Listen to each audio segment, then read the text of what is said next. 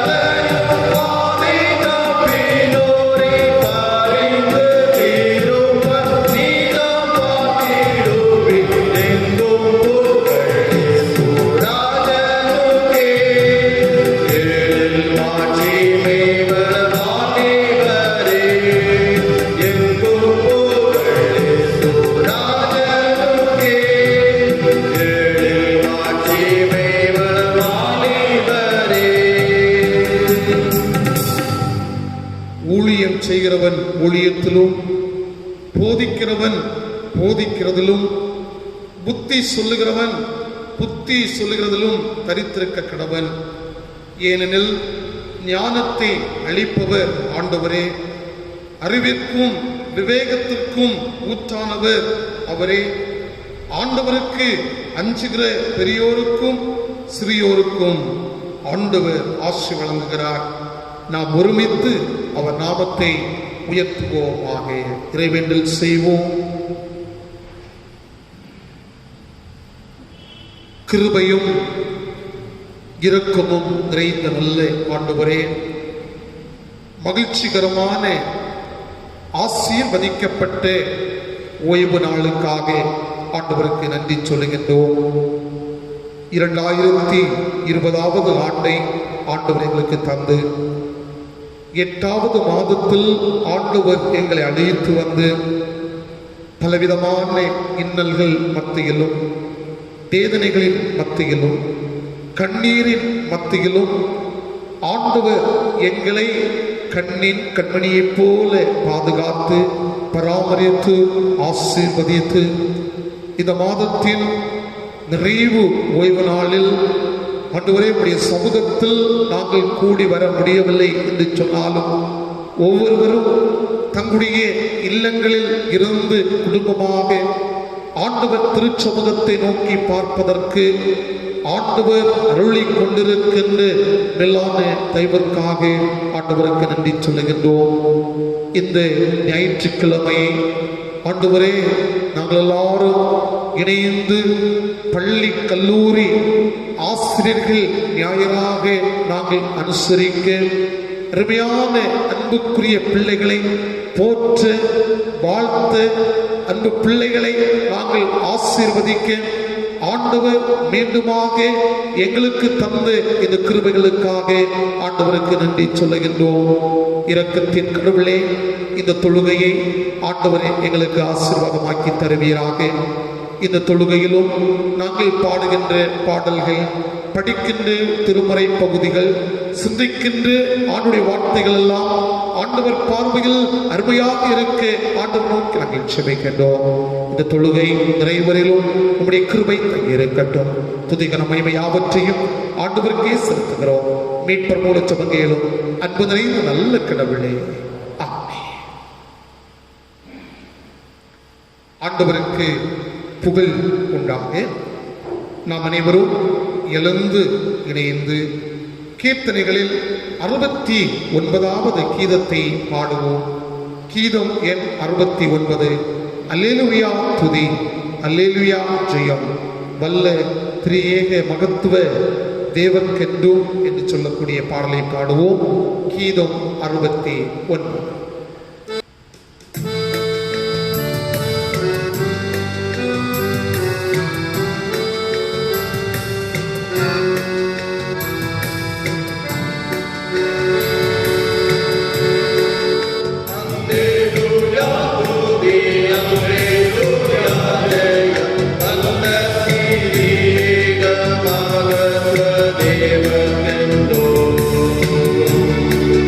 Alleluia.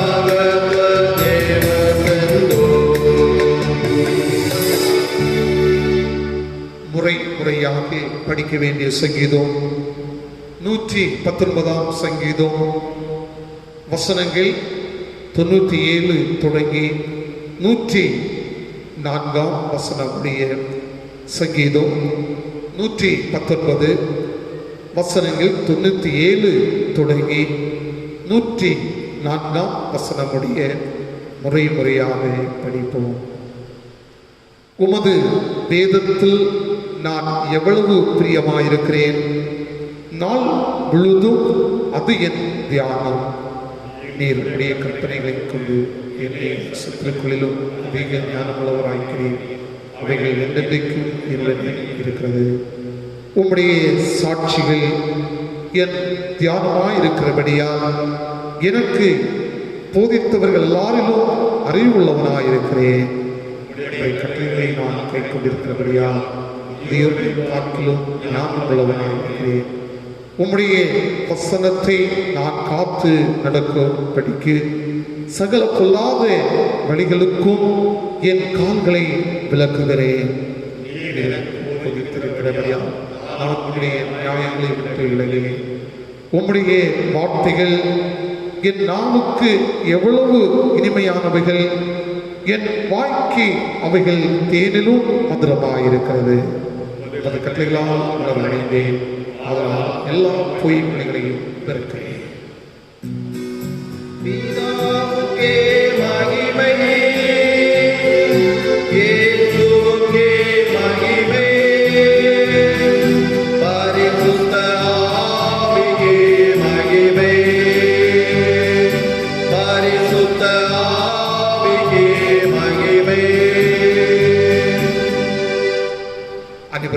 படுகின்ற நம்முடைய பாவங்களை நாம் அறிக்கை செய்வோம்.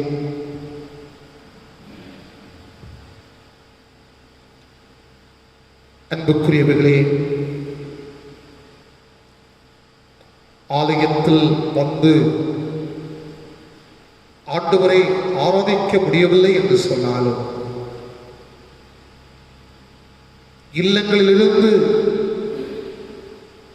குடும்பமாக ஆண்டவர் சமூகத்தை நோக்கி பார்ப்பதற்கு ஆண்டவர் கிருபையாக இருக்கின்றார். இந்த நேரத்திலேயே நம்மை ஆண்டவர் சமூகத்தில்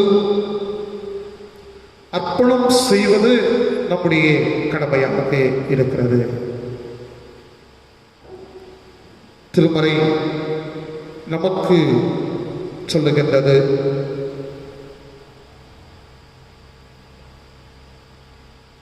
உமது சமூகத்தை விட்டு என்னை தள்ளாமலும்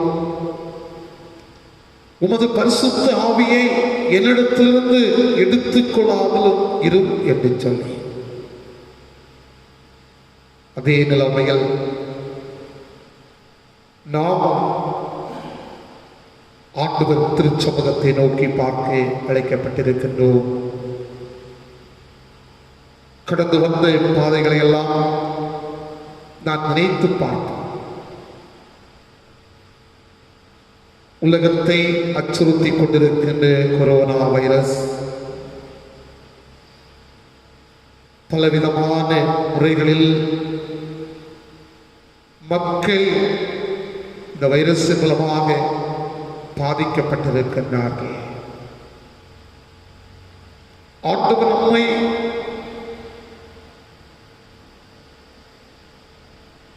கண்மணியை போல பாதுகாத்தார். இந்த நேரத்திலே ஆண்டவரே, என்னோடு செயல்பட்டிருக்கின்றேன், உம்முடைய பிள்ளையாக நான் வாழ வேண்டும். ஒருவேளை கடந்து வந்த பாதைகளில் அப்படிப்பட்ட வாழ்க்கை முறை உம்மோடு இணைந்து வாழக்கூடிய நிலை என்னிடத்தில் இல்லை என்று சொன்னார். நான் இந்த நேரத்தில் உன் சமூகத்தை நோக்கி பார்க்கின்ற பொழுது என்னை மன்னித்து என்னுடைய பாவங்கள் எல்லாவற்றையும் என்னை விட்டு அகற்றி உம்முடைய பிள்ளையாக நீ பயன்படுத்துகின்ற ஒரு கருவியாக என்னை மாற்றும் என்று சொல்லி ஆண்டவர் சமூகத்தில் நம்மை ஒப்புக் கொடுக்க நாம் அழைக்கப்படுகின்றோம். நண்பர்களே, இந்த ஞாயிற்றுக்கிழமையை ஆசிரியர்கள் ஞாயிறாக நாம் அனுசரிப்பதற்கு ஆண்டவர் துணை செய்தார். ஆசிரியர்களாக இருக்கின்ற நம்முடைய வாழ்க்கையிலும் ஒருவேளை ஆண்டவர் எனக்கு தந்த பொறுப்பை, ஆசிரிய பணியை நான் எந்த நிலைமையில் நிறைவேற்றினேன் என்று நினைத்து பார்க்க நாம் அழைக்கப்படுகின்றோம். நம்முடைய கரங்களில் தந்து நம்முடைய பிள்ளைகளை ஒழுக்கமாக நடத்துவதற்கு நாம் எல்லாரும் தகுதி பெற்றவர்களாக இருந்தோமா? நம்முடைய பிள்ளைகளுக்கு நாம் சாட்சி நிறைந்த வாழ்க்கை வாழ்ந்தோமா என்று எண்ணி பார்க்க நாம் அழைக்கப்படுகின்றோம். நமக்கு தந்த தரப்பட்ட கடமைகளை நாம் நல்ல முறையில் நிறைவேற்றினோம் இல்லை என்று சொன்னால், ஆண்டவரே உம்முடைய பார்வையில் நான் தவறு செய்திருந்தேன் என்று சொன்னார் என்னை மன்னியும். எனக்கு தந்த பிள்ளைகள் மத்தியில்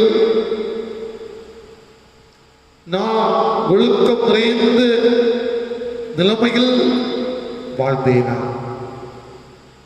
ஒழுக்கத்தை என்னுடைய பிள்ளைகளுக்கு நான் கற்றுக் கொடுத்தேனா? ஆண்டவரே, ஒருவேளை இதில் தவறு ஏதேனும் இருக்கும் என்று சொன்னார் என்னை மன்னியும் என்று சொல்லி ஆண்டவர் சமூகத்தில் நம்மை ஒப்புக் கொடுக்க நாம் அழைக்கப்படுகின்றோம்.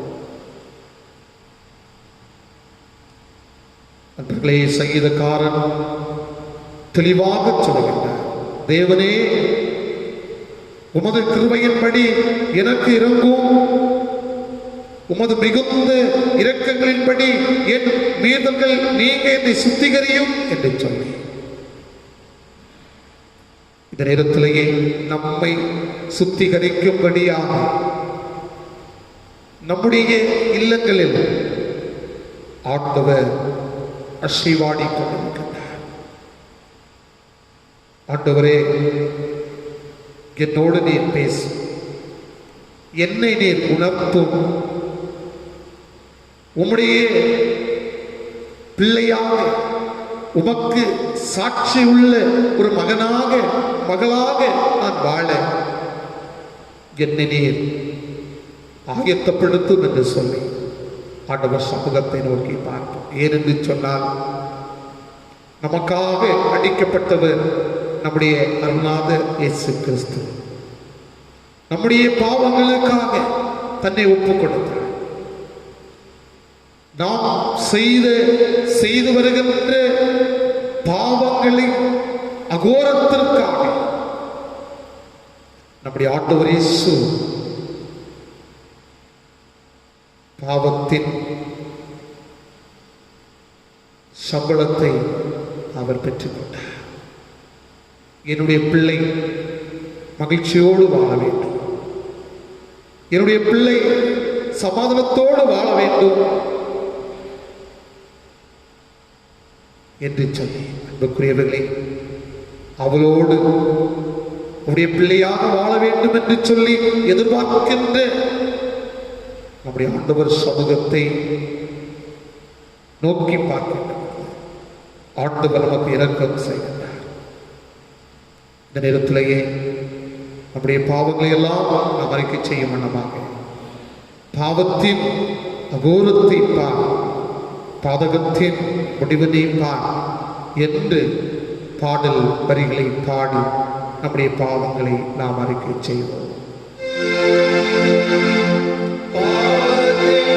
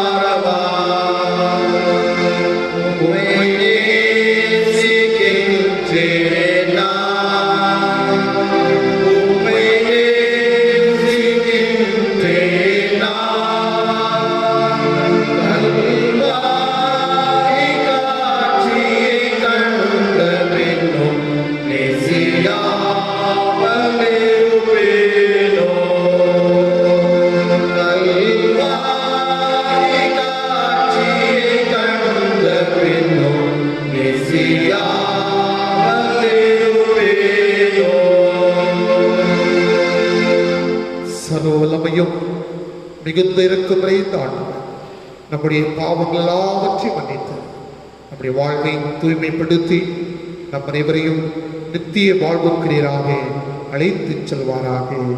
ஆமென். பாவங்களை அறிக்கை செய்தனால் ஆண்டவருக்கு நன்றி செலுத்துவது நம்முடைய கடமையாக இருக்கிறது. அன்புக்குரியவர்களே, இந்த மாதத்தை ஆண்டவர் நம்முடைய வாழ்வில் நம்முடைய குடும்பத்தில் ஆசீர்வாதங்களை அருளை செய்து நன்மையினாலும் கிருபையினாலும் வழிநடத்தின ஆண்டவருக்கு நாம் நன்றி செலுத்துவோம். அத்தோடு கூட இந்த மாதத்தின் நிறைவு ஓய்வு நாளிலும் நம்முடைய இல்லங்களில் இருந்து குடும்பமாக ஆண்டவர் திருச்சமூகத்தை நோக்கி பார்ப்பதற்கு ஆண்டவர் கிருபை செய்தாரே, ஆண்டவருக்கு நாம் நன்றி செலுத்துவோம். கொரோனா வைரஸ் உலகத்தை அச்சுறுத்தி கொண்டிருக்கின்ற இந்த நேரத்தில் ஆண்டுடைய கரம் நம்மோடு கூட இருந்தது. பலகீனங்கள் வந்த பொழுதெல்லாம் ஆண்டவர் நம்மோடு கூட இருந்தார். நம்முடைய பலகீனங்களை எல்லாம் ஆண்டவர் மாற்றி நம்மை அவருடைய பாதையிலேயே வழிநடத்தினார். ஆண்டவருக்கு நாம் நன்றி செலுத்துவோம். நாம் மேற்கொண்ட பயணங்களை ஆண்டவர் ஆசீர்வாதமாக்கி தந்தார். ஆண்டவருக்கு நாம் நன்றி செலுத்துவோம். இன்னும் நம்முடைய திருச்சபையில் இருக்கின்ற அன்புக்குரிய ஆசிரியர் பிள்ளைகள் ஒவ்வொருவருக்காக ஆண்டவருக்கு நாம் நன்றி செலுத்துவோம். இவர்கள் மூலமாக அன்புக்குரிய பிள்ளைகள் கற்றுக்கொள்ளுகின்ற நல்ல வாழ்வு முறைகளுக்காக ஆண்டவருக்கு நாம் நன்றி செலுத்த கடமைப்பட்டிருக்கின்றோம். இந்த நாட்களிலும் ஆண்டவர் இயற்கையை சாதகமாக்கி தருகின்றார். இன்னும் ஆண்டுடைய கரத்திலிருந்து நாம் பெற்றுக்கொள்ள இருக்கிற எல்லா நன்மைகளையும் நினைத்து ஆண்டவருக்கு நன்றி செலுத்தும் வண்ணமாக சேற்றிலிருந்து என்னை தூக்கி எடுத்து என்ற இந்த பாடல் வரிகளை நாம் பாடி நாம் ஆண்டவரை போற்றுவோம்.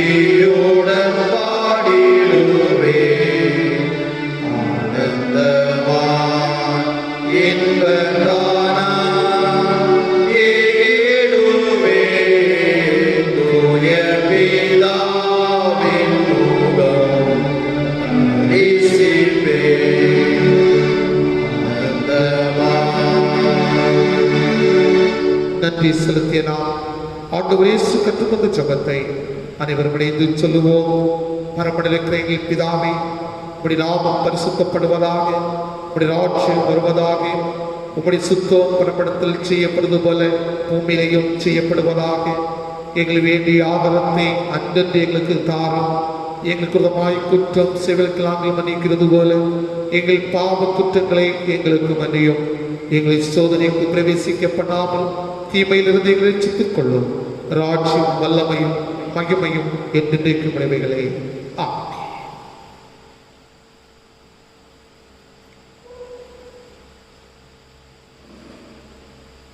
படிக்கும்படியாக தெரிந்து கொண்டு திருமறை வசனம் அப்போஸ்தலர்கள் நடபடிகள் அதிகாரம் 8 வசனங்கள் 26 தொடங்கி அந்த அதிகாரம் அடங்கிய வசனங்கள். அப்போஸ்தலர் நடபடிகளின் புஸ்தகம் அதிகாரம் 8 வசனங்கள் 26 தொடங்கி அந்த அதிகாரம் அடங்கிய வசனங்களை படிக்கின்றேன் கேளு. பின்பு கர்த்தருடைய தூதன் பிலிப்பை நோக்கி, நீ எழுந்து தெற்கு முகமாய் எருசலேமிலிருந்து காசா பட்டணத்துக்கு போகிற வனாந்தர மார்க்கமாய் போ என்றார். அந்தபடி அவன் எழுந்து போனான். அப்பொழுது எத்தோப்பியருடைய ராஜ ஸ்திரீயாகிய கந்தகே என்பவளுக்கு மந்திரியும் அவளுடைய பொக்கிஷம் எல்லாவற்றிற்கும் தலைவனாய் இருந்து எத்தியோப்பியனாகிய ஒருவன் பணிந்து கொள்ளும்படி எருசலேமுக்கு வந்திருந்து ஊருக்கு திரும்பி போகும்போது தன் ரதத்திலே உட்கார்ந்து ஏசாயா தீர்க்கதரிசியின் ஆகமத்தை வாசித்துக் கொண்டிருந்தார். ஆவியானவர், நீ போய் அந்த ரதத்துடனே சேர்ந்து கொள் என்று பிலிப்புடனே சொன்னார்.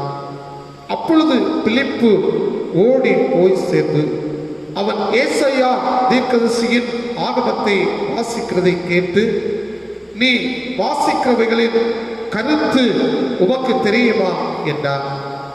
அதற்கு அவன், ஒருவன் எனக்கு தெரிவிக்காவிட்டால் அது எனக்கு எப்படி தெரியும் என்று சொல்லி பிலிப்பு ஏறி தன்னுடனே உட்காரும்படி அவரை வேண்டிக் கொண்டார்.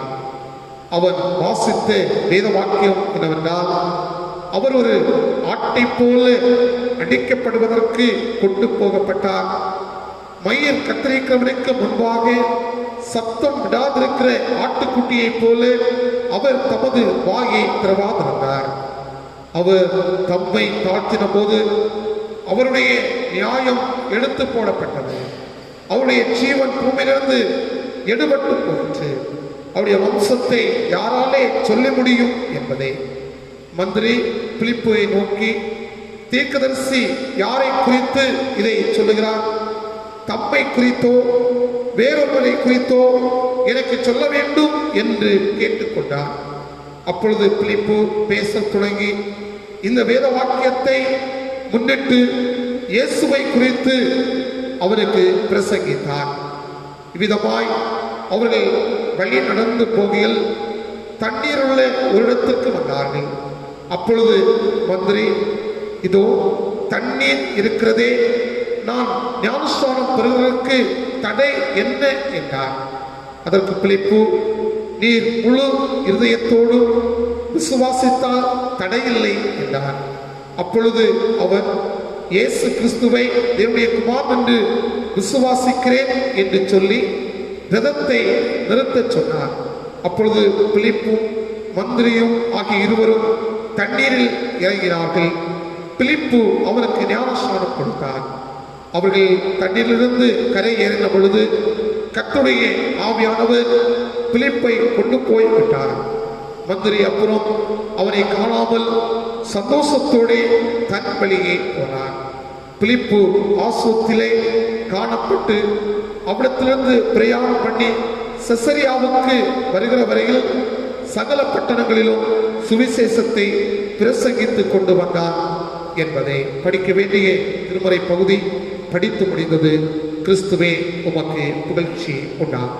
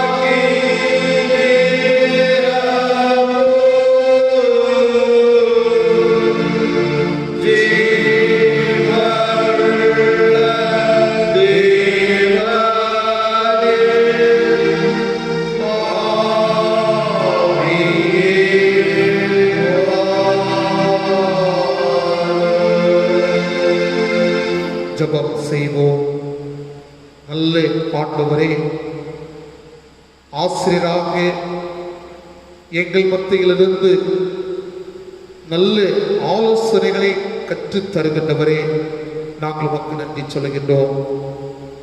இந்த ஞாயிற்றுக்கிழமையை ஆசிரியர் ஞாயிறாக நாங்கள் அனுசரிக்கவும், எங்களுக்கு கற்றுத்தந்து கொண்டிருக்கின்ற ஆசிரியர்களை நாங்கள் நினைவில் கொள்ளவும் ஆண்டவர் எங்களுக்கு தந்த கிருபைகளுக்காக நன்றி சொல்லுகின்றோம்.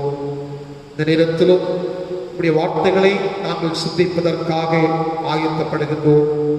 ஆண்டவர் எங்கள் ஒவ்வொருவரோடு செயல்பட வேண்டும் என்று இறைமகன் இயேசுவின் இன்பமுள்ள நாமத்தில் ஜெபிக்கின்றோம். அன்பு நிறைந்த நல்ல கடவுளே, ஆமென். கிறிஸ்து இயேசுவில் மிகவும் பிரியமானவர்களே, ஊரடங்கு உத்தரவு 24ஆம் ஞாயிற்றுக்கிழமை, 24வது ஞாயிறாக நாம் இல்லங்களிலிருந்து ஆண்டவரை வழிபடுவதற்கு ஆண்டவர் நமக்கு துணையாக இருந்தார். பலவிதமான தடைகள் இருந்தாலும் நம்முடைய இல்லங்களிலிருந்து ஆண்டவரை மகிமைப்படுத்துவதற்கு ஆண்டவர் உதவி செய்து கொண்டிருக்கின்றார்.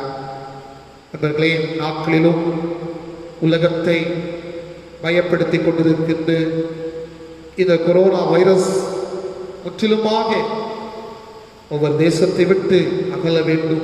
தொடர்ந்து நாம் ஜெபித்துக் கொண்டிருப்போம். ஆண்டவர் நம்ம ஒவ்வொருவரையும் பாதுகாத்து பராமரித்து வெகு சீக்கிரத்தில் நாம் எல்லாரும் ஆலயத்தில் கூடி வந்து ஆண்டவரை மகிமைப்படுத்துவதற்குரிய ஒரு சூழலை ஆண்டவர் நமக்கு ஏற்படுத்தி தருவார் என்பதில் எந்த விதமான சந்தேகம் இல்லை. அன்புக்குரியவர்களே, இந்த ஞாயிற்றுக்கிழமை ஆசிரியர் ஞாயிறாக நாம் அனுசரிக்க கடமைப்பட்டிருக்கின்றோம். நம்முடைய திருச்சபையிலும் அநேக ஆசிரியர்கள் இருக்கின்றார்கள். ஓய்வு பெற்ற அநேக ஆசிரியர்கள் நம்முடைய திருச்சபையில் இருக்கின்றார்கள். உண்மையாகவே திருச்சபையாக உங்கள் அனைவருக்கும் நாங்கள் வாழ்த்துதலை தெரிவித்துக் கொள்வதில் மிக்க மகிழ்ச்சி அடைகின்றேன். நாட்களிலும் நம்முடைய பிள்ளைகள் கல்வி சாலைக்கு செல்ல முடியாத ஒரு சூழல், நம்முடைய ஆசிரியர்களும் கல்வி சாலைகளுக்கு சென்று பிள்ளைகளுக்கு கற்றுக் கொடுக்க முடியாத ஒரு சூழலை இருக்கிறது. நாம் தொடர்ந்து நாம் ஜெபிப்போம்.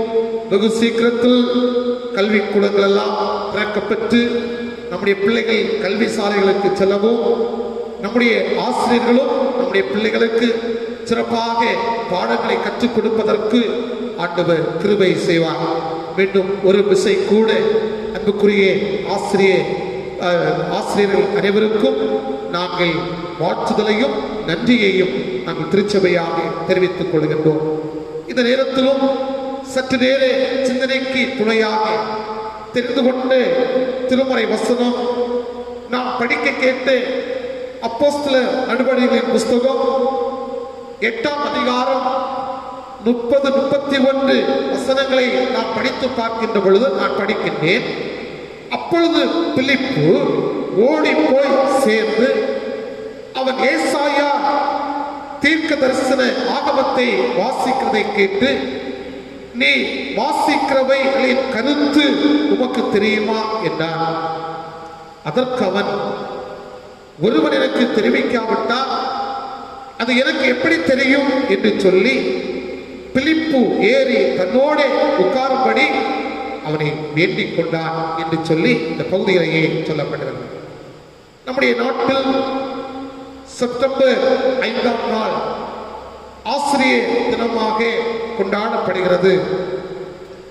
நம்முடைய நாட்டில் 2வது குடியரசுத் தலைவராக பதவி வகித்த மாண்புமிகு சர்வப்பள்ளி ராதாகிருஷ்ணன் அவருடைய பிறந்த நாளை இந்த நாட்களிலேயே ஆசிரியர் தினமாக நாம் கொண்டாடி வருகின்றோம்.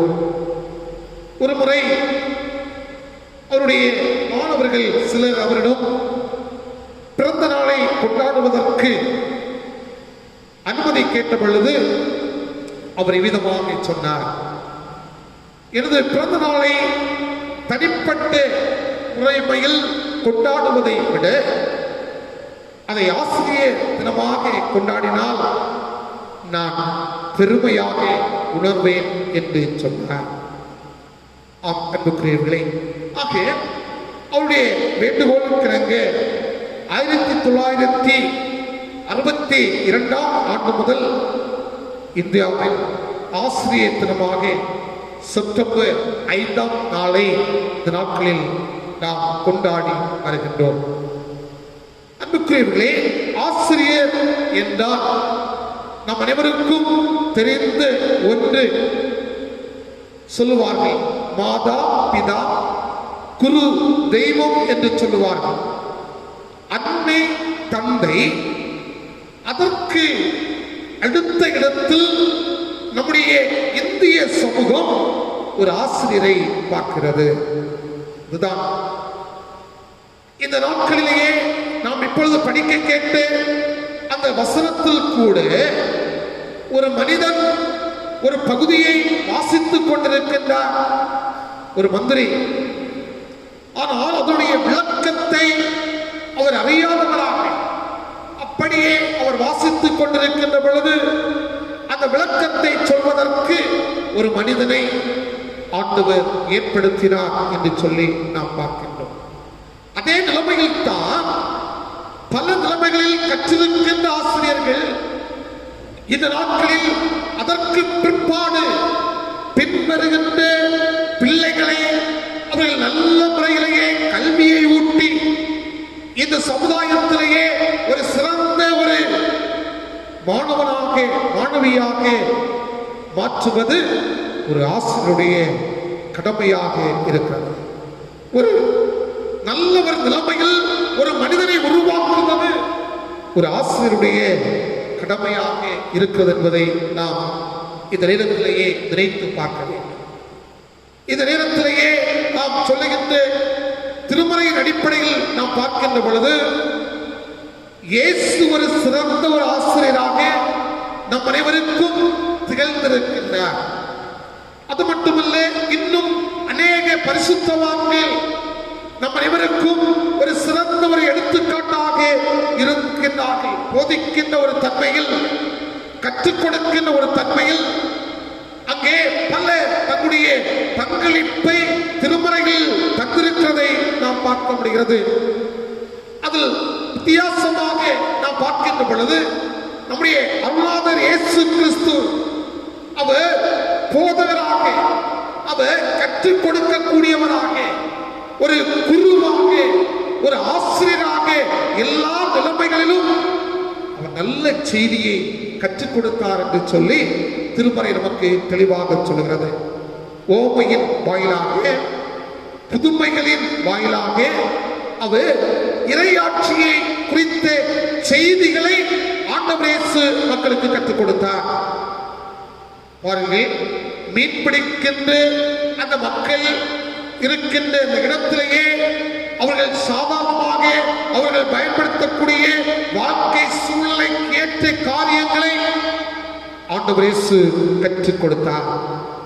அது மட்டுமல்ல, விவசாயம் செய்யக்கூடிய அந்த மக்களிடையே அவர் நிலம், விதை, பணியாளர், திராட்சை தோட்டம் என்கின்ற சூழ்நிலைக்கு ஏற்ற விதத்திலேயே அந்த மக்களுக்கு ஆண்டவர் இயேசு பல சூழ்நிலைகள் அவர் கற்றுக் கொடுத்த ஒரு தன்மையை ஆக ஆண்டவர் இயேசு ஒரு சிறந்த ஒரு ஆசிரியராக காணப்பட்டார். அதை தொடர்ந்து ஆண்டவரை பின்பற்றிக் கொண்டிருக்கின்ற ஆண்டவர் நம்முடைய வாழ்க்கையிலேயே தந்த திறமைகளின் அடிப்படையில் ஆண்டவர் நம்மை ஒரு ஆசிரியராக, இல்லை என்று சொன்னால் ஒரு பெற்றோராக ஆண்டவர் நம்மை உருவாக்கி இருக்கின்றார். ஆக அந்த சூழ்நிலையில் நம்முடைய பிள்ளைகளுக்கு நாம் ஆண்டவர் இயேசுடைய அந்த மாதிரி தன்மையினை நம்முடைய வாழ்க்கையில் பெற்றுக்கொண்டு நம்முடைய பிள்ளைகளுக்கு நாம் கற்றுக் கொடுக்க நாம் அந்த நாட்களிலேயே அழைக்கப்படுகின்றோம். அன்புக்குரியவர்களே, ஆசிரியர் என்ற வார்த்தைக்கு ஒருவர் விதமாக விளக்கம் கொடுக்கின்றார். என்ன என்று சொன்னால், நல்ல விளைவு கிடைக்கும் என்ற நோக்கத்தோடு தான் கையில் எடுக்கும் ஒவ்வொரு கலையையும் கவனமாக சொல்லிக் கொடுப்பவன் தான் ஆசிரியர். அவ்வளவாக சொல்லி இருக்கின்றார். அன்புக்குரியவர்களே, ஒரு ஆசிரியர் பணி என்பது அது பணி அல்ல, அது ஒரு தொண்டு. அதுதான் தெளிவாக சொல்லப்படுகிறது. மாணவர்களுடைய அறியாமை என்கின்ற இருளை நீக்கி அவருடைய வாழ்வில் ஒளி ஏற்றுகின்றவர் ஒரு சிறந்த பண்புள்ள ஒரு ஆசிரியர் என்று சொல்லப்படுகின்றார். அன்புக்குரியவர்களே, இந்த நாட்களில் கூட நம்முடைய கரங்களில் தரப்பட்டிருக்கின்ற பிள்ளைகளுக்கு நாம் எப்படிப்பட்ட ஒரு நிலைமையில் நாம் காணுகின்றோம்.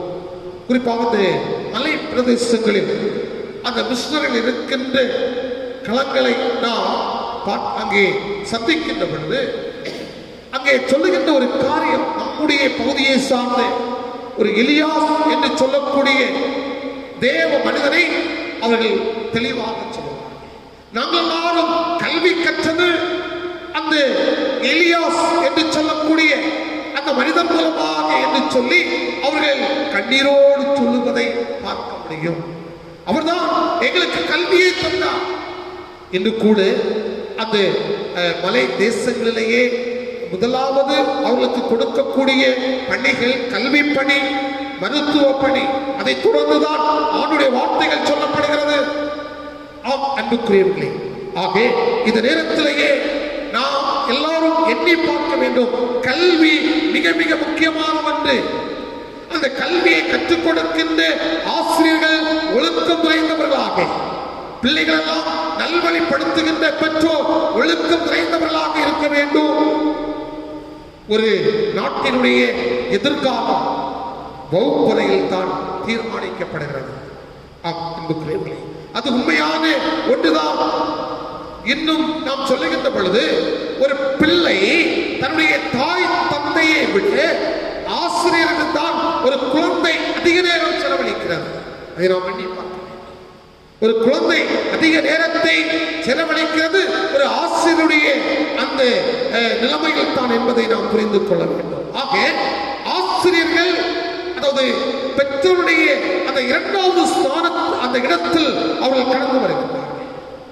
ஆக ஆசிரியர்களாகிய நாம் தன்னிடம் படிக்கும் மாணவர்களை சமுதாயத்திற்கு ஏற்ற வகையில் மனிதனாக, ஒரு நல்ல ஒரு மனிதனாக மாற்றுகின்ற கடமை ஒவ்வொரு ஆசிரியர்களுக்கு உண்டு என்பதை இந்த நாளில் நாம் நினைத்து பார்க்க வேண்டும். அன்புக்குரியவர்களே, ஆகவே தான் கற்றுக் கொடுப்பது ஒரு மிக சிறந்த ஒன்று என்று நாம் எண்ணி பார்க்க வேண்டும். மகா அந்த அலெக்சாண்டரை குறித்து நீங்கள் எல்லாரும் அறிந்திருப்பீர்கள். தன்னுடைய ஆசிரியரான அரிஸ்டாண்டில் பற்றி அவர் கூறுகின்ற பொழுது அதை சிறப்பாக சொல்லுகின்றார். நான் வாழ்வதற்காக என் தந்தை கடமைப்பட்டிருக்கின்றார், ஆனால் நான் நன்றாக வாழ்வதற்காக என் ஆசிரியருக்கு நான் கடமைப்பட்டிருக்கிறேன் என்று சொல்லி அந்த மகா அலெக்சாண்டர் கூறுகின்றார்.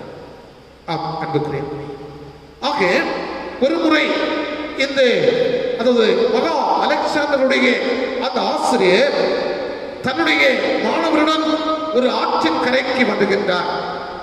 வருகின்ற பொழுது தன்னுடைய மாணவர்களை எல்லாம் பார்த்து சொல்லுகின்றார், நீங்கள் இங்கே நின்று கொள்ளுங்கள், நான் ஆற்றினுடைய அக்கறை வரையில் சென்று இந்த ஆற்றில் ஏதாவது சுழல்கள் உள்ளதா என்று பார்த்துவிட்டு நான் வருகிறேன் என்று சொல்லி அவர் சொல்லுகின்றார். பாருங்கள், அதற்கு மகா அலெக்சாண்டர் அங்கே அதற்கு முன்பாக தண்ணீரில் நீண்டு சென்று மறுக்கரை வரை சென்று திரும்பி வந்து அங்கே சொல்லுகின்றார், குருவே, ஆசிரியரே, சுழல்கள் இல்லை, நாம் தைரியமாக இந்த ஆற்றை கடந்து செல்லலாம் என்று சொன்னார். பாருங்கள், அந்த நேரத்தில் தான் இந்த மகா அலெக்சாண்டருடைய இந்த ஆசிரியர் சொல்லுகின்றார், ஒருவேளை நீ சென்ற பொழுது ஒரு சுழல் ஒன்று இருந்தும் என்று சொன்னால் அந்த சுழல் உன்னை மூழ்கடித்திருக்குமே என்று அவர் அந்த நேரத்தில் சொன்னார். உடனே இந்த அலெக்சாண்டர் என்ன சொன்னார் தெரியுமா? நான் அலெக்சாண்டர் ஒருவேளை அந்த நீர் மூழ்கடிக்கப்பட்டால் இதோ என்னுடைய ஆசிரியராக இருக்கின்ற நீர் எத்தனையோ அலெக்சாண்டரை உருவாக்க முடியும் என்ற ஒரு மொழியை அந்த இடத்தில் சொன்னார். ஒருவேளை நான் அந்த தண்ணீரில் அங்கே நான் அடிபட்டு சென்றாலும் இதோ எனக்கு ஆசிரியராக இருக்கின்ற நீ எத்தனையோ அலெக்சாண்டரை உருவாக்க முடியும் என்று சொல்லி தன்னுடைய ஆசிரியரை அவர் வெற்றி பேசினதை அந்த அந்த நூலை படித்து பார்க்கின்ற பொழுது புரிந்து கொள்ளப்படுகிறது. ஆம் அன்புக்குரியவர்களே, அப்படி என்று சொன்னால் ஒரு ஆசிரியர் என்பவர் கடவுளுடைய பிரதிநிதி. ஒரு ஆசிரியர் கடவுளுடைய பிரதிநிதி. ஆசிரியர் அவர் ஒரு குரு, அவர் இருள் அகற்றுகின்ற ஒருவர். ஆகவே ஆசிரியர் பணியை பெற்றிருக்கின்ற நாம் ஆண்டுடைய அருளோடு நம்முடைய பிள்ளைகளுக்கு நாம் நல்ல நல்ல காரியங்களை நாம் கற்றுக் கொடுப்பது நம்முடைய கடமையாக இருக்கிறது. நான் திருமறையில் 3 பேரை நான் இந்த நேரத்திலேயே நினைவுபடுத்துகின்றேன். பாருங்கள், திருமறையை நாம் படித்து பார்க்கின்ற பொழுது விவேகம் என்னும் பாடத்தை கற்றுத்தருகின்ற சாலோமோனாகிய ஆசிரியர். திருமறையை படித்து பார்க்கின்ற பொழுது விவேகம் என்னும் பாடத்தை கற்றுத்தரும் சாலோமோனாகிய ஆசிரியர்.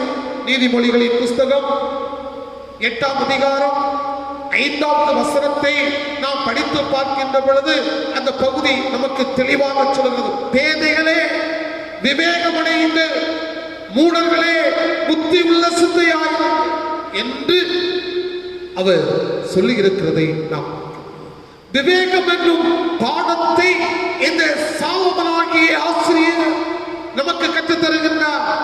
நீங்கள் விவேகமாய் இருக்க வேண்டும். விவேகம் என்பதற்கு பகுத்தறிவு, புத்தி கூர்மை, மதிநுட்பம் என்றெல்லாம் அதை பொருள்படுத்தி தெளிவாக சொல்லுகின்றார்கள். இன்றைய காலகட்டத்திலேயே மனிதன் பல தீமைகளில் சிக்குண்டு போகிறதை பார்க்க முடிகிறது. பல தீமைக்கு தங்களை அடிமையாக்கி கொண்டிருக்கிறதை நாம் பார்க்க முடிகிறது. ஆக இந்த சூழ்நிலையில் அவர் விவேகம் உள்ளவனாக காணப்பட வேண்டும். அந்த விவேகம் நிறைந்த வாழ்க்கை முறைகளை ஒரு ஆசிரியர் தன்னுடைய பள்ளிக்கூடத்தில் வகுப்பறையில் கற்றுக் கொடுக்க வேண்டும். அப்படிப்பட்ட ஒரு சிந்தனையில் ஒரு ஆசிரியர் அமைய வேண்டும். தீமையை குறித்த ஒரு சூழ்நிலையை உருவாக்கி அங்கே அந்த தீமையை குறித்ததான ஒரு சிந்தனையை நம்முடைய பிள்ளைகளுக்கு நாம் கற்றுக் கொடுக்க வேண்டும். இன்றைய உலக சூழ்நிலையை நாம் எண்ணி பார்ப்போம். கடும் போட்டிகளும் சவால்களும் நிறைந்த ஒரு நிலைமையில் போய்கொண்டிருக்கிறார். ஆக இப்படிப்பட்ட ஒரு நிலைமையில் வெற்றி வாழ்வை நிர்ணயிக்கின்ற ஒரு மாணவனாக சமுதாயத்தில் உலாவ வேண்டும் என்கின்ற ஒரு சிந்தனையோடு நம்முடைய பிள்ளைகளுக்கு நாம் கற்றுக் கொடுக்க வேண்டும். அதுதான் சாலமோன் சொல்லுகின்றார். விவேகம் என்னும் பாடத்தை நம் அனைவருக்கும் சாலமோன் திருமறையின் வாயிலாக அவர் கற்றுத்தருவதை பார்க்க முடிகிறது. இன்று அநேகர் சொல்லுகின்றார், எங்களுடைய பிள்ளைகளை நல்வழிப்படுத்துவதற்குரிய ஒரு அறிவு எனக்கு பெற்றோர்கள் சொல்லுகின்றார்கள், எனக்கும் இல்லை, என்னுடைய பிள்ளைக்கும் இல்லை என்று சொல்லி அநேக பிள்ளைகள் சொல்லுவார்கள், நான் தொடர்ந்து எந்த ஒரு சூழ்நிலையில் நான் படிக்க வேண்டும் என்பதை சொல்லித் தருவதற்கு யாரும் அப்படி என்று சொன்னால் ஒரு ஆசிரியர் ஒரு வகுப்பறையில் இருக்கின்ற பிள்ளைகள் என்னென்ன சூழ்நிலைகள் இருக்கின்றார்கள், அந்த பிள்ளைகளுடைய அங்கே செயல்பாடு எப்படி இருக்கிறது, இந்த பிள்ளையுடைய தைரியம் திறமை எப்படி இருக்கிறது என்பதை அறிந்து இந்த உலகத்தில் ஒரு சிறந்த ஒரு மனிதனாக உருவெடுப்பதற்கு நாம் ஆயத்தப்படுத்த வேண்டும். விவேகம் என்னும் ஒரு சூழலை நாம் நம்முடைய பிள்ளைகளுக்கு நாம் சொல்லிக் கொடுக்க வேண்டும். அன்புக்குரியவர்களே, அநேக பிள்ளைகள் தெரியாமல் பல சூழ்நிலைகளையே கல்வி கற்று இந்த நாட்களில் நான் இதை ஏன் கற்றேன், என்னுடைய குடும்ப சூழலுக்கும் என்னுடைய முறைமைக்கும் இது சரியான ஒன்றாக அல்ல என்பதை இன்றைய காலகட்டத்திலேயே அநேக பிள்ளைகள் பல நிலைமைகளிலேயே கலங்கிக் கொண்டிருக்கிறதை பார்க்க முடிகிறது. ஆக அப்படி என்று சொன்னால் ஒரு ஆசிரியர் நம்முடைய பிள்ளைகளுடைய வழிமுறைகளை நான் சிறப்பாக்கி கொடுப்பது நம்முடைய கடமையாக இருக்க வேண்டும். நீதிமொழியின் புஸ்தகம் 21ஆம் அதிகாரம் 16வது வசனத்தை நாம் படித்து பார்க்கின்ற பொழுது, விவேகத்தின் வழியை விட்டு தப்பி நடக்கிற மனுஷன் செத்தவர்களின் கூட்டத்தில் என்ன செய்வான்? தாபரிப்பான் என்று சொல்லி அந்த வசனம் நமக்கு தெளிவாக. ஆக ஒரு விவேகத்துடன் ஒரு மனிதன் இந்த உலகத்தில் செயல்பட்டான் என்று சொன்னால்தான் அவன் ஒரு சிறந்த ஒரு மனிதன். ஆக கற்றுக் கொடுக்கின்ற ஆசிரியர் அப்படிப்பட்ட ஒரு நிலைமைக்கு நேராக ஒரு பிள்ளையை ஊக்கப்படுத்துவது நம்முடைய கடமையாக இருக்கிறது. அதுதான் இந்த விவேகம் என்னும் பாடத்தை கற்றுத் தருகின்ற இந்த சாலோமனாகிய ஆசிரியரை போல பெற்றோராகிய நாம், ஆசிரியர்களாகிய நாம் காணப்பட வேண்டும் என்று சொல்லி இந்த பகுதி நமக்கு தெளிவாக சொல்லுகிறது. இரண்டாவதாக பாருங்கள், திருமுறை பாடத்தை கற்றுத் தருகின்ற பிலிப்புவாகிய ஆசிரியர். நாம் படிக்க கேட்டு அந்த திருமுறை பகுதி தெளிவாக இந்த பிலிப்புவை குறித்து தெளிவாக சொல்லுகிறது. பாருங்கள், இந்த பகுதியை நாம் படித்து பார்க்கின்ற பொழுது அங்கே அந்த பகுதியினுடைய பொருளை குறித்த ஒரு சிந்தனை, அங்கே செயல்பட முடியாத ஒரு சூழ்நிலையில் இந்த பகுதியிலேயே நாம் பார்க்கின்றோம். கடவுள் மனிதனாக இயேசு கிறிஸ்துவில் வெளிப்பட்டதின் நோக்கமே அங்கே மனிதனை பாவங்களிலிருந்து விடுவிக்கவே என்கின்ற ஒரு கருத்தை அந்த பகுதி தெளிவாக அங்கே விளக்கி சொல்லப்படுகிறதை இந்த பகுதியிலேயே நாம் பார்க்க முடியும். அன்புக்குரியவர்களே, இங்கே ஒரு தெளிவை ஒரு மனிதன் ஒருவர் மூலமாக பெற்றுக் கொள்வதை நாம் பார்க்க முடிகிறது. திருமறை குறித்த கருத்தை, சிந்தனையை அங்கே தெளிவாக ஒரு மந்திரி பெற்றுக் கொள்ள முடிகிறதை இந்த பகுதியிலேயே நாம் பார்க்கின்றோம்.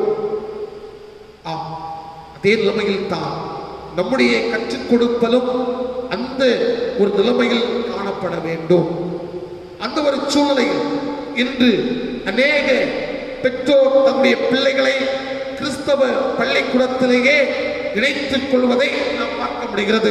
என்று சொன்னால், என்னுடைய பிள்ளை கிறிஸ்தவ சூழ்நிலையில் வளர வேண்டும், ஆண்டவரை அறிந்து கொள்ள வேண்டும், திருமறை குறித்த ஒரு சத்தியத்தை புரிந்து கொள்ள வேண்டும். பாருங்கள், இன்று அநேக தலைவர்களை நாம் எடுத்துக் கொள்வோம். எல்லா தலைவர்களும் கிறிஸ்தவ பள்ளிக்கூடத்தில் கற்றதினால் நாங்கள் இப்படிப்பட்ட ஒரு சூழ்நிலையில் நாங்கள் வளர்ந்திருக்கின்றோம் என்று சொல்லுகிறதை இன்றைய காலகட்டத்திலேயே நம்மால் புரிந்து கொள்ளப்படுகிறது. ஆம் அன்புக்குரியவர்களே, திருமறை அனுபவத்தோடு நம்முடைய பிள்ளைகளுக்கு நாம் திருமறை, அதாவது பாடத்தை கற்றுக் கொடுக்க வேண்டும். ஒரு சமயத்திலேயே ஒரு ஆசிரியர் ஒரு பள்ளிக்கூடத்திலேயே அங்கே ஆசிரியராக நியமிக்கப்படுகின்றார். ஒரு கிறிஸ்தவ ஆசிரியர், கிறிஸ்தவ ஆசிரியர். ஒரு அந்த பள்ளிக்கூடம் ஒரு ஹிந்து, அதாவது ஒரு வேறு மதத்தவர் நடத்துகின்ற ஒரு பள்ளிக்கூடம். பாருங்கள், அந்த கிறிஸ்தவ ஆசிரியரை நியமனம் செய்கின்ற பொழுதே சொல்லுகின்றார்கள், உங்கள் இயேசு கிறிஸ்துவை இந்த பள்ளிக்கூடத்தில் என்ன செய்யக்கூடாது? அறிவிக்க கூடாது. எந்த ஒரு பிள்ளைகளுக்கும் நீங்கள் சொல்லிக் கொடுக்க கூடாது. பாருங்கள், ஆசிரியரும் பயத்தோடு நடுக்கத்தோடு ஒவ்வொரு நாளும் பிள்ளைகளுக்கு தன்னுடைய கடமையை நிறைவேற்றினார்கள். பாருங்கள், ஆண்டவரை குறித்த எந்த ஒரு வார்த்தையும் அங்கு சொல்லிக் கொடுக்க முடியாத ஒரு சூழ்நிலையில் தான் அந்த ஆசிரியர் இருக்கின்றார். ஆனாலும் அந்த ஆசிரியருடைய நடத்தை, அந்த ஆசிரியருடைய ஒழுக்க முறை, அந்த ஆசிரியர் அந்த பிள்ளைகளை வழிநடத்தின விதம், பாருங்கள், கடைசியாக அந்த வகுப்பில் இருந்த எல்லா பிள்ளைகளும் ஆண்டவர் இயேசுவை அறிந்து கொண்ட பிள்ளைகளாக இருந்தார்கள். பாருங்கள், எப்படிப்பட்ட ஒரு ஆசிரியராக அந்த ஆசிரியர் அந்த இடத்தில் இருந்திருக்கிறார். அந்த பிள்ளைகளுக்கு இயேசுவை குறித்து சொல்லிக் கொடுக்க கூட முடியாத ஒரு சூழ்நிலையிலும் அந்த வகுப்பில் இருந்த பிள்ளைகள் எல்லாரும் ஆண்டவரை குறித்து அறிந்து ஆண்டவருடைய பாதையில் சென்றார்கள் என்று சொன்னார். அது எவ்வளவு ஒரு முக்கியமான ஒரு நிகழ்வு என்பதை நாம் எண்ணி பார்க்க வேண்டும். அந்த ஆசிரியருடைய நடத்தை முறைகளை இந்த நேரத்தில் நாம் எண்ணி பார்த்து ஆண்டவருக்கு நாம் நன்றி செலுத்த கடமைப்பட்டவர்களாக இருக்கின்றோம். அன்புக்குரியவர்களே, நம்முடைய கரங்களில் தரப்பட்டிருக்கின்ற அன்பு பிள்ளைகளுக்கு நாம் நல்ல முறைகள், நல்ல ஒழுக்க முறைகளை நாம் கற்றுக் கொடுக்கின்ற பொழுது, திருமுறை சார்ந்த அனுபவங்களை நாம் கற்றுக் கொடுக்கின்ற பொழுது அது சிறப்பாக அமைகிறது. நம்முடைய பிள்ளைகளுக்கு நல்ல வழிகளை தெரிந்து கொள்வதற்கு அது சிறப்பாக அமைகிறது. பாருங்கள், இந்த பிலிப்பு அப்படிப்பட்ட ஒரு தன்மையில் அங்கே ஆண்டவர் இயேசுவை குறித்து சொன்ன பொழுது அந்த மந்திரி திருமுழுக்கு பெற்றுக் கொள்வதற்கு தன்னை ஆயத்தப்படுத்தினார். திருமுழுக்கை நான் பெற வேண்டும் என்று சொல்லி அவர் கேட்டு, அப்படின்னு சொன்னால் அவருடைய வார்த்தைகள் எப்படிப்பட்ட ஒரு வார்த்தையாக இருந்தது பாருங்கள். இன்னும் ஒரு நிகழ்வை நான் சொல்லுகின்றேன். ஒரு சமயத்திலேயே ஒரு பள்ளிக்கூடத்தில் அதாவது புதிய ஏற்பாட்டை எல்லாம் அங்கே கொடுக்கின்றார்கள், பிள்ளைகளுக்கு கொடுப்பதற்காக முற்படுகின்றார்கள். ஆனால் அந்த பள்ளிக்கூடத்தினுடைய தலைமை ஆசிரியர் அந்த புதிய ஏற்பாட்டை கொடுப்பதற்கு அனுமதிக்கவே இல்லை. பாருங்கள், வேதனையோடு அந்த புதிய ஏற்பாட்டை கொண்டு போனவர்கள் அப்படியே கொண்டு வந்துவிட்டார்கள். பாருங்கள், சில மாதங்கள் அங்கே கடந்து சென்றது. அப்பொழுதுதான் பாருங்கள், 2 ஆசிரியர்களை தலைமை ஆசிரியர் அங்கிருக்கின்ற ஆசிரியர்களுக்கு சம்பளத்தை கொடுப்பதற்காக வங்கியிலிருந்து பணத்தை பெற்று வருவதற்காக அனுப்பினார். 2 ஆசிரியர்கள் சென்றார்கள். அவர்கள் சென்றுவிட்டு அவர்கள் ஒரு ஆட்டோவில் அப்படியே பள்ளிக்கூடத்திற்கு வருகின்றார்கள். வருகின்ற பொழுது அதாவது பணம் இருக்கின்ற அந்த பையை எடுப்பதற்கு தவறிவிட்டார்கள். இப்பொழுது பள்ளிக்கூடத்திற்கு வருகின்றார்கள். ஆட்டோ சென்று விட்டது. பாருங்கள், இப்பொழுது வந்து நிற்கின்றார்கள், என்ன செய்வது என்று சொல்லி. அப்பொழுதுதான் தலைமை ஆசிரியர் கேட்கின்றார், ஏன் இப்படி இந்த செயலை செய்தீர்கள் என்று சொல்லி. அப்படி கேட்டுக்கொண்டிருக்கின்ற பொழுது அந்த ஆட்டோக்காரர் அந்த பணத்தை கொண்டு கொடுக்கின்றார். அங்கே கொண்டு கொடுக்கின்றார். பாருங்கள், மகிழ்ச்சி அடைகின்றார்கள். அப்பொழுதுதான் அந்த தலைமை ஆசிரியர் கேட்கின்றார், உங்களுக்கு இப்படிப்பட்ட ஒரு எண்ணம் எதனால் வந்தது என்று சொல்லி. பாருங்கள், என்ன சொன்னார் தெரியுமா? என்னுடைய பிள்ளைகள் படிக்கின்ற அந்த பள்ளிக்கூடத்திலேயே இப்படி ஒரு புதிய ஏற்பாட்டை கொடுத்தார்கள். அதை நான் தினமும் வாசித்துக் கொண்டிருக்கின்றேன். அப்படி நான் வாசித்துக் கொண்டிருக்கின்ற பொழுது எனக்கு ஆண்டுடைய அன்பை பெற்றுக் கொள்ளக்கூடிய ஒரு வாய்ப்பு வந்தது. ஆகவே நான் இப்பொழுது ஆண்டவருக்காக என்னை ஒப்புக் கொடுக்கின்றேன். ஆகவே நான் இப்பொழுது பிறருடைய பொருளை நான் எடுத்துக் கொள்வதற்கு விருப்பமில்லை. அப்பொழுதுதான் தலைமை ஆசிரியர் சிந்தித்தார், என்னுடைய பள்ளியிலேயே அந்த புதிய ஏற்பாட்டை கொடுக்கும்படியாக கடந்து வந்த அவர்களையெல்லாம் நான் துரத்தினேனே என்று அங்கே நினைத்து பார்த்து அவர் மீண்டுமாக அந்த குழுவினரை அவருடைய பள்ளிக்கூடத்திற்கு அழைத்து அனைத்து பிள்ளைகளுக்கும் புதிய ஏற்பாட்டை கொடுப்பதற்கு அவர் முயற்சி செய்தார். ஆம் அன்புக்குரியவர்களே, அவனுடைய வார்த்தைகள் ஆண்டவருடைய சித்தத்தின்படி நம்முடைய வாழ்க்கை முறைகள் அமையும் என்று சொன்னால், நம்முடைய கரங்களில் தரப்பட்டிருக்கின்ற பிள்ளைகள் ஒழுக்கம் நிறைந்த பிள்ளைகளாக வாழுவார்கள். ஆக திருமறை பாடத்தை கற்றுத்தருகின்ற பிலிப்பு ஆகிய ஆசிரியரை போல இதோ ஆசிரியர்களாகிய நாம், பெற்றோர்களாகிய நாமும் நம்முடைய பிள்ளைகள் மத்தியில் செயல்பட வேண்டும் என்று சொல்லி இந்த பகுதி நமக்கு தெளிவாக சொல்கிறது. 3வது வாழ்க்கை பாடத்தை கற்றுத்தருகின்ற இயேசு கிறிஸ்துவாகிய ஆசிரியர். பாருங்கள், 3வது வாழ்க்கை பாடத்தை கற்றுத்தருகின்ற இயேசு கிறிஸ்துவாகிய ஆசிரியர். மாற்கு 6ஆம் அதிகாரம் 37வது வசனத்தை நாம் படித்து பார்க்கின்ற பொழுது அவர்களை நோக்கி, நீங்கள் அவர்களுக்கு போஜனம் கொடுங்கள் என்று சொல்லுகிறதை இந்த பகுதியிலேயே நாம் பார்க்கிறோம். வாழ்க்கை பாடத்தை இந்த பகுதியை நாம் படித்து பார்க்கின்ற பொழுது அங்கே வாழ்க்கை பாடத்தை கற்றுக் கொடுக்கிறதை நாம் பார்க்கின்றோம். இன்றைய காலகட்டத்திலேயே ஒரு மனிதனுடைய வாழ்க்கையில் மன நிறைவோடு மன திருப்தியோடு வாழ வேண்டும் என்று சொன்னால் அவர் தன்னுடைய வாழ்க்கையிலேயே அனைத்து இந்த உலகத்தில் பெற்றுக்கொள்ள வேண்டிய அனைத்தையும் அவன் பெற்று வாழ்க்கையில் சிறப்புடன் வாழ்கிறான் என்று சொன்னால் அவன் மன நிம்மதியோடு வாழ்கின்றார். இன்றைய காலகட்டத்தை நாம் எடுத்துக்கொள்வோம். பசி என்று சொல்லக்கூடிய அந்த ஒரு சூழல் நம்முடைய இந்தியாவில் பல சூழ்நிலைகள் அமைந்திருக்கிறது நாம் பார்க்க முடிகிறது. அந்த சூழ்நிலை ஒரு பிரச்சனையாக இருக்கிறது நாம் பார்க்க முடிகிறது. ஆசியாவின் மூன்றாவது அதாவது பெரிய பொருளாதாரத்தை கொண்டு நாடாக நம்முடைய இந்தியா இருந்தாலும், ஆனால் பசி பட்டினியாக வாழுகின்ற நாடுகளில் அந்த வரிசை பட்டியலில் 97வது இடம் பெற்றிருக்கிறதாக சொல்லுகின்றார். ஆக அதே சூழ்நிலையில் இந்த இயேசுநாதருடைய அந்த ஒரு முறைமையினை நாம் இந்த நேரத்திலேயே பார்க்க வேண்டும். அநேக மக்கள் அங்கே ஆண்டுடைய வார்த்தையை கேட்பதற்காக கடந்து வருகின்றார்கள். அங்கே கடந்து வந்த பொழுது இந்த வார்த்தையை கேட்ட இந்த மக்கள் சோர்ந்து போவார்களே போகின்ற இடம். ஆக அங்கே ஒரு பாடத்தை கற்றுக் கொடுக்கின்றார். எப்படி அங்கு ஒருவரிடம் இருந்த அந்த உணவை பல மக்கள் அதை உண்பதற்கு ஆயத்தப்படுத்தினார் என்று சொல்லி திருமறை நமக்கு தெளிவாக சொல்கிறது.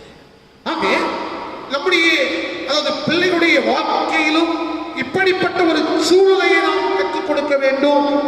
வாழ்க்கை முறைகளை நம்மிடம் இருக்கின்றவைகளை நாம் பகிர்ந்து கொடுக்கின்ற ஒரு சூழ்நிலையில் இன்றைய சமுதாயத்தில் அநேகர் வறுமையினால் பட்டினினால் பல நிலைமையிலேயே மக்கள் எங்கே மரித்து போய் கொண்டிருக்கின்ற காலகட்டத்தில் வாழ்வதற்கு என்ன செய்வோம் என்கின்ற ஒரு சூழ்நிலையில் வாழ்ந்து கொண்டிருக்கின்ற இந்த காலகட்டத்தில் நாம் நம்முடைய கரங்களில் தரப்பட்டிருக்கின்ற நம்முடைய குடும்பத்தில் தந்திருக்கின்ற இந்த பிள்ளைகளுடைய வாழ்க்கையில் நாம் சிறு பருவத்திலிருந்தே இந்த உலகத்தில் எப்படிப்பட்ட ஒரு சூழ்நிலையில் வாழ வேண்டும் என்கின்ற ஒரு வாழ்க்கை முறைமையினை நம்முடைய பிள்ளைகளுக்கு நாம் கற்றுக் கொடுக்க வேண்டும். அதுதான் இந்த இயேசுநாதர் அதற்கு ஒரு சிறந்த ஒரு எடுத்துக்காட்டாக விளங்குகின்றார். மாற்கு 6ஆம் அதிகாரம் 42வது வசனத்தை நீங்கள் படித்து பார்க்கின்ற பொழுது எல்லோரும் சாப்பிட்டு திருப்தி அடைந்தார்கள். ஒருவேளை மக்களுடைய கேள்வி, இது எப்படி இத்தனை 1000 ஜனங்களுக்கு இதை கொடுக்க முடியும்? ஒருவருக்கே சாப்பிடுவதற்குரிய ஒரு நிலைமையில் இல்லாமல் இருக்கின்ற ஒரு நிலைமை. ஆனால் ஆண்டவர் இயேசு இல்லை, இதிலிருந்து ஒரு மனிதன் எப்படிப்பட்ட ஒரு சூழ்நிலையில் வாழ முடியும் என்கின்ற ஒரு பாடத்தை அவர் கற்றுக் கொடுத்ததை இந்த பகுதியிலேயே நாம் பார்க்க முடிகிறது. அன்புக்குரியவர்களே, இதை நம்முடைய பிள்ளைகளுக்கு சின்ன பருவத்திலிருந்தே நம்முடைய கற்றுக் கொடுக்கின்ற பொழுது அதுதான் நமக்கு சிறப்பு. ஒரு சமயத்தில் ஒரு அதாவது ஆசிரியர் தன்னுடைய பிள்ளைகளுடைய குடும்ப சூழ்நிலைகள் எல்லாம் வகுப்பிலேயே கேட்கின்றார்.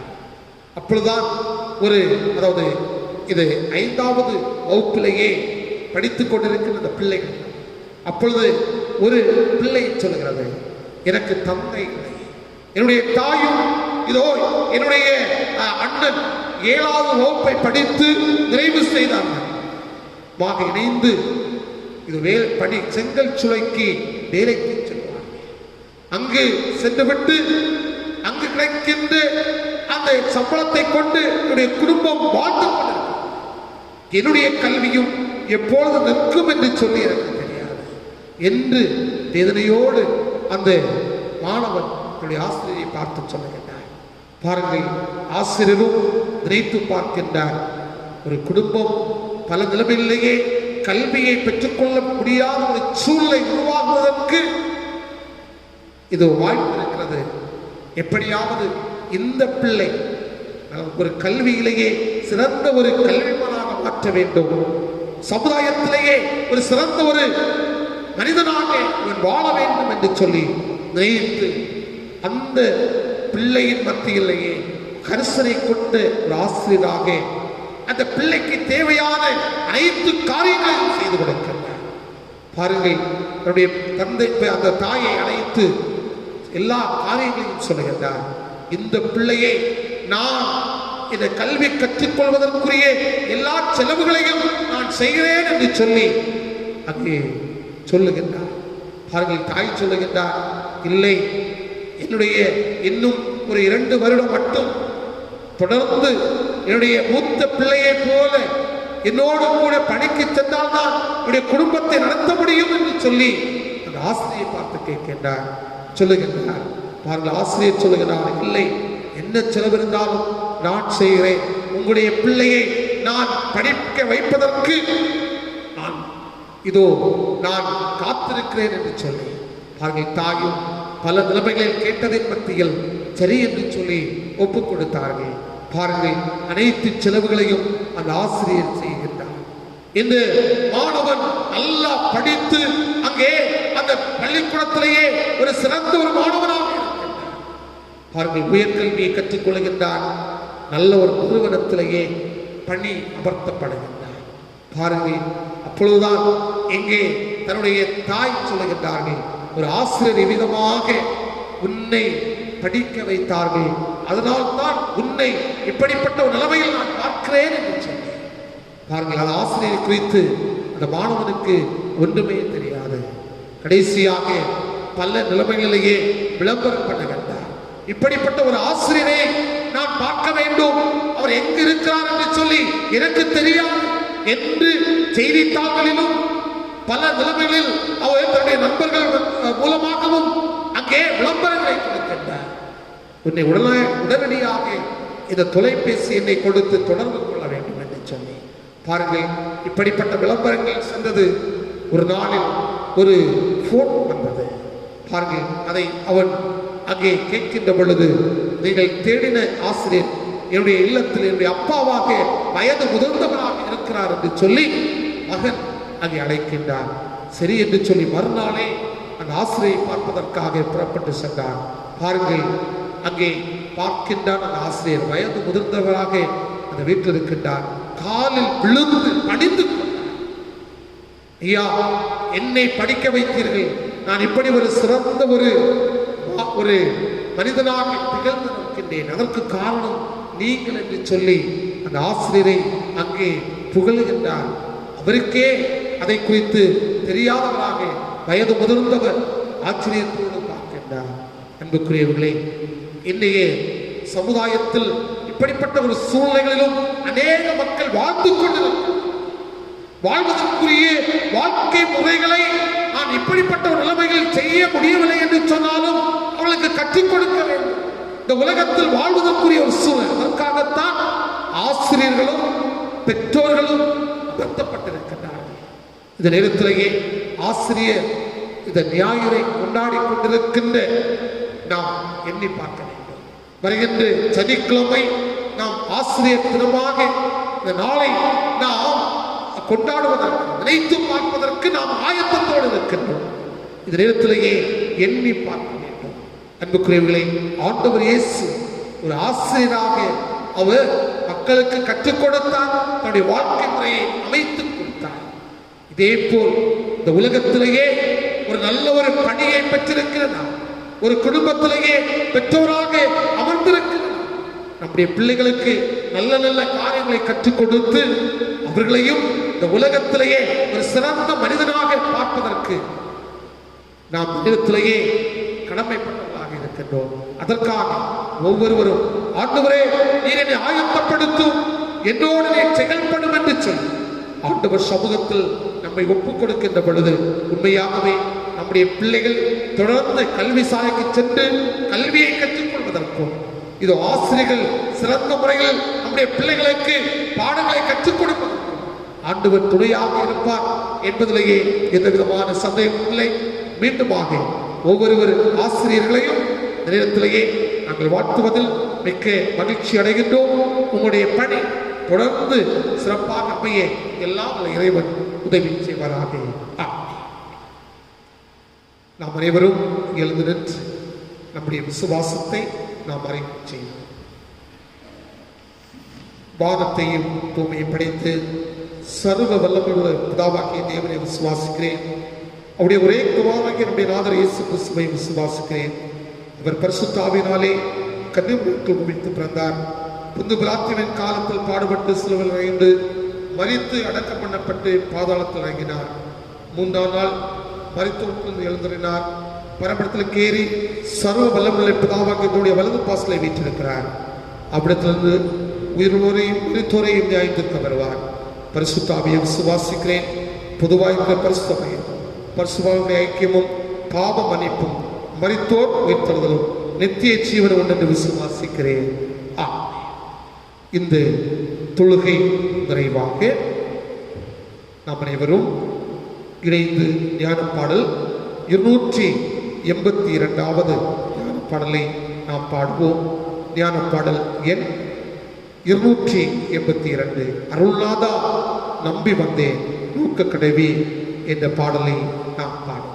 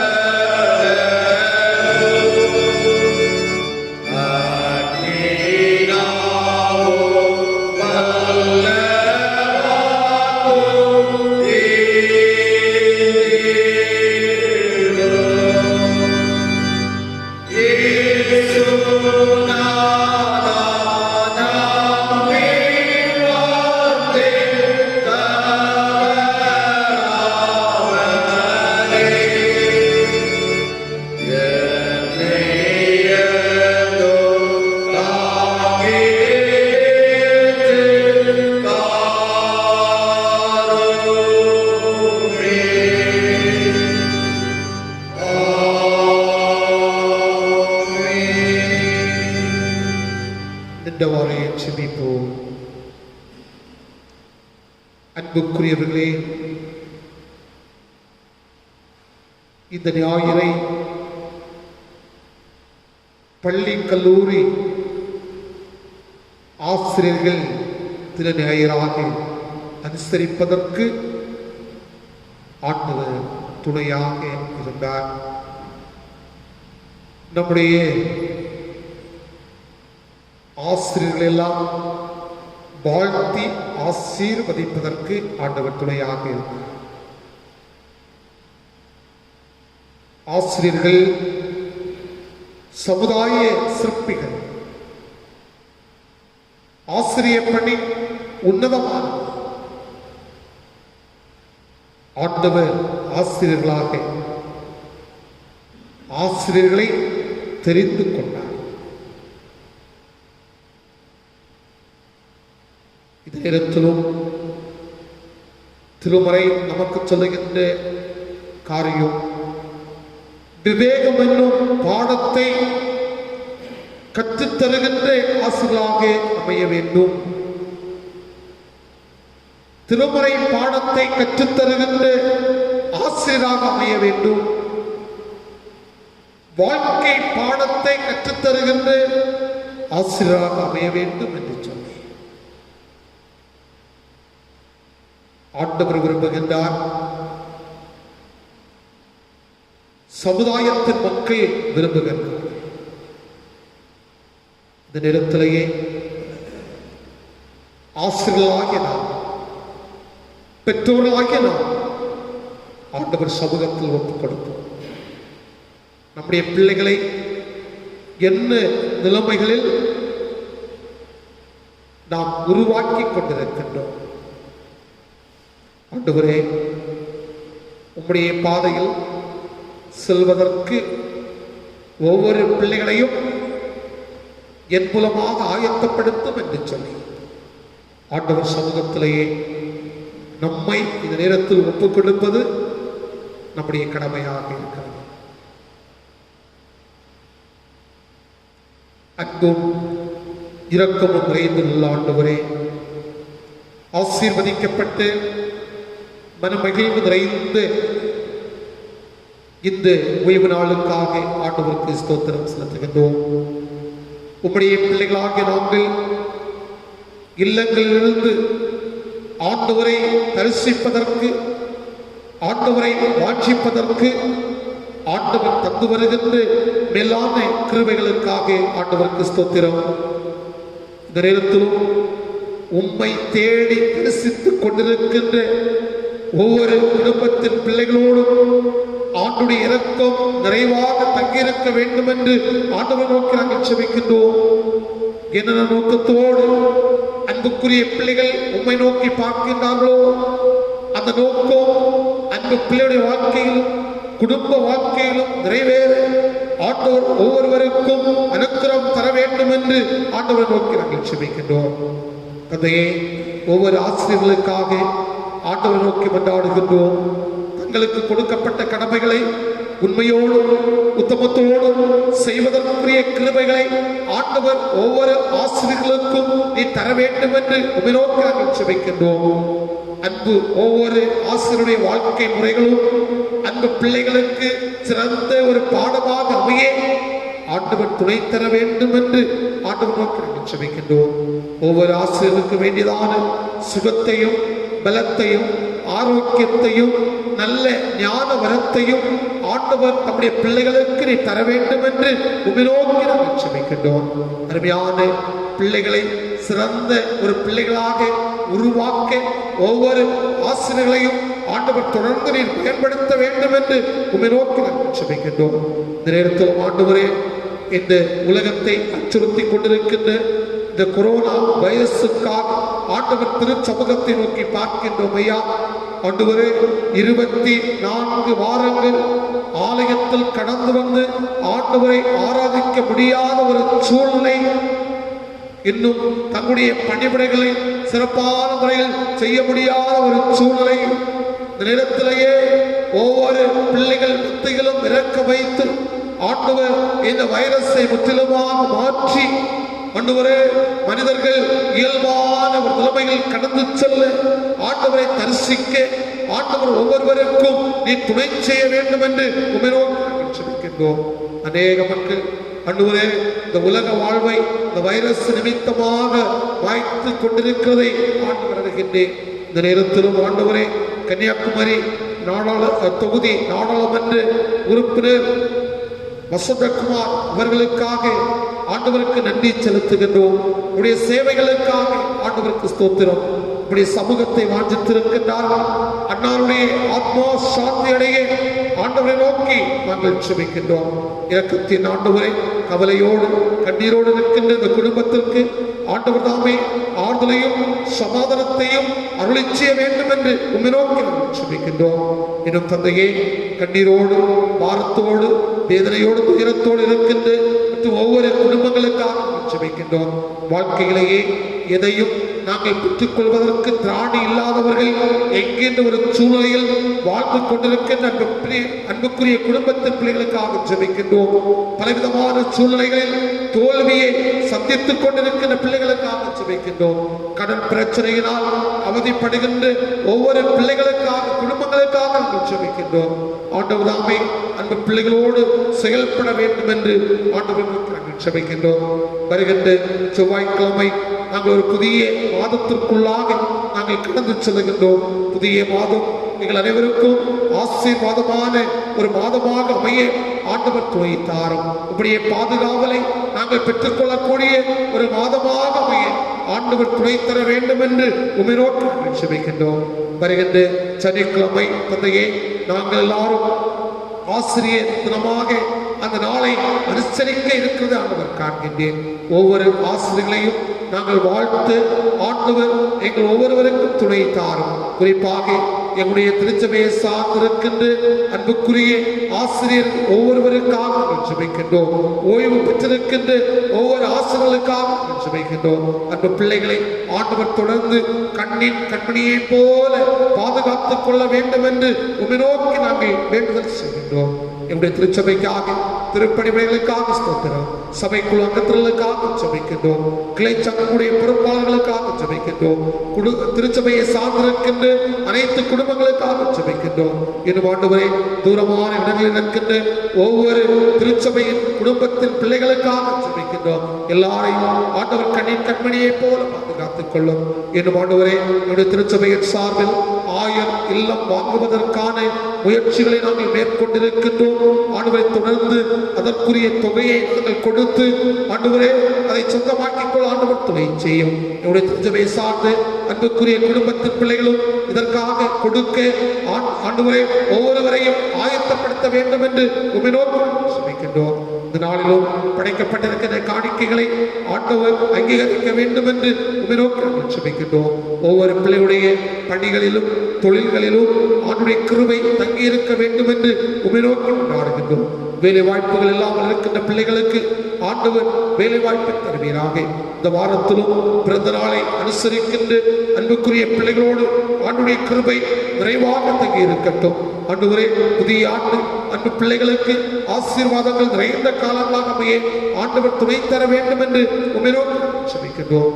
இரக்கத்தின் கடவுளே, இந்த வாரம் முழுவதும் எங்களை கண்மணியை போல பாதுகாத்துக் கொள்ளும். புதிய மாதத்தையும் எங்களுக்கு ஆசீர்வாதமாக்கி தாரும். குறைகள் குற்றங்களை எல்லாம் தயவாக பொறுத்துக் கொள்ளும். துதிகர மகிமை யாவற்றையும் ஆண்டவருக்கே செலுத்துகிறோம். மீட்பர் குண சுமங்கேலும் அன்பு நிறைந்த நல்ல கடவுளே, ஆமென்.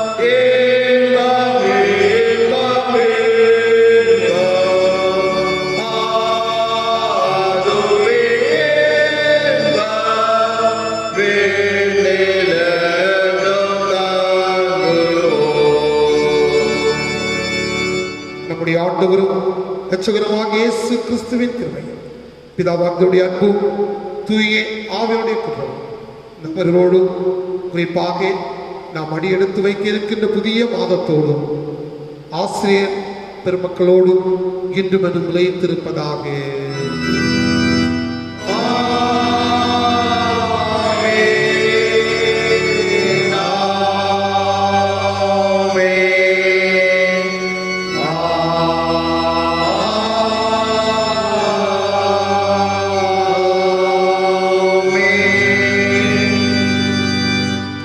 ஆண்டவர் உங்களோடு இருப்பாராக. சமாதத்துடைய சென்று வாருங்கள்.